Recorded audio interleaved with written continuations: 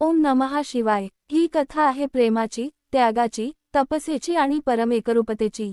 ही कथा आहे शिव आणि पार्वती यांच्या दिव्य मिलनाची, जिथे शक्ती आणि शिव एकत्र येतात आणि सृष्टीला संतुलन मिळते।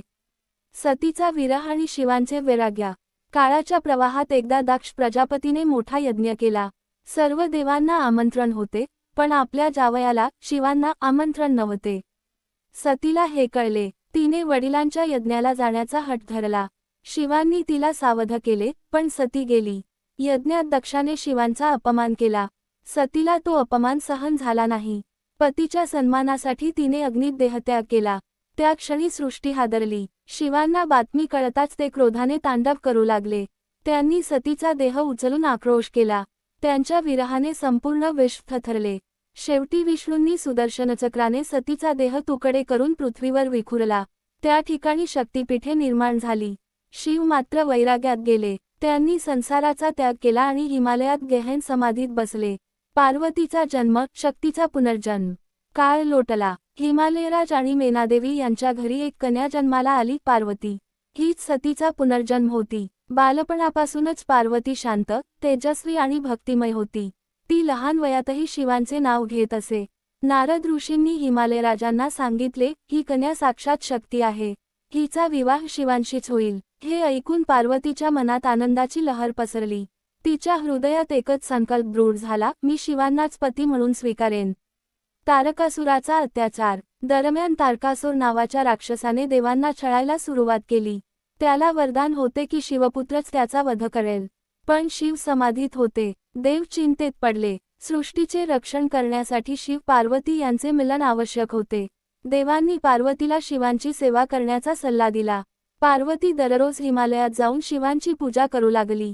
ती फुले अर्पण करीत असे, परिसर स्वच्छ ठेवत असे, प्रेमाने नामस्मरण करीत असे। पण शिव समाधीतच राहिले। कामदेवाचा प्रसंग। देवांनी कामदेवाला पाठवले। वसंत ऋतू आला। फुले उमलली, मंद वारा वाहू लागला। कामदेवाने प्रेमबाण सोडला। शिवांचे ध्यान क्षणभर डळमळले, पण त्यांनी तिसरे नेत्र उघडले आणि कामदेव भस्म झाला। संपूर्ण सृष्टी भयभीत झाली, पण पार्वती विचलित झाली नाही। तिचा विश्वास अधिक दृढ झाला। पार्वतीची कठोर तपस्या। पार्वतीने ठरवले, मी तप करीन। तिने राजमहल सोडला। जंगलात जाऊन ती ध्यान करू लागली। सुरुवातीला फळाहार, नंतर केवळ पानाहार आणि शेवटी पूर्ण उपवास। उन्हाळ्यात पंचाग्नीमध्ये बसणे, हिवाळ्यात बर्फात उभे राहणे अशी तपस्या तिने वर्षानुवर्षे केली। तिचे शरीर कृश झाले, पण तेज वाढले। तिचे मन शिवमय झाले। तिचे प्रेम हे देहाचे नव्हते, ते आत्म्याचे होते। देवही तिच्या तपस्येने थक्क झाले। अखेर शिवांनी तिची परीक्षा घेण्याचे ठरवले।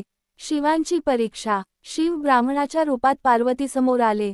त्यांनी शिवांची निंदा केली। तो स्मशानात राहतो, भस्म लावतो, साप गळ्यात घालतो। असा पती तुला योग्य आहे का? पार्वतीने नम्र पण ठाम उत्तर दिले, माझ्यासाठी तेच परमेश्वर आहेत। त्यांचे रूप, त्यांचे वासस्थान मला महत्त्वाचे नाही। माझे मन त्यांच्यावर अर्पण झाले आहे। तिची अढळ श्रद्धा पाहून शिवांनी आपले दिव्य रूप प्रकट केले। ते म्हणाले, तुझ्या प्रेमाने आणि तपस्येने तू मला जिंकले आहेस। दिव्य विवाह।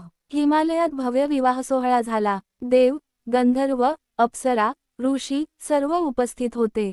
शिवांची बारात विलक्षण होती। गण, भूत, प्रेत, योगी। पार्वतीची आई मेना घाबरली, पण शिवांनी सुंदर, दिव्य रूप धारण केले। संपूर्ण सृष्टी आनंदाने न्हाऊन निघाली।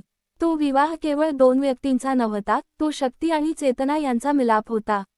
संसारातील आदर्श। विवाहानंतर शिव पार्वती कैलासावर राहू लागले। त्यांच्यात गाढ प्रेम, समजूतदारपणा आणि समानता होती।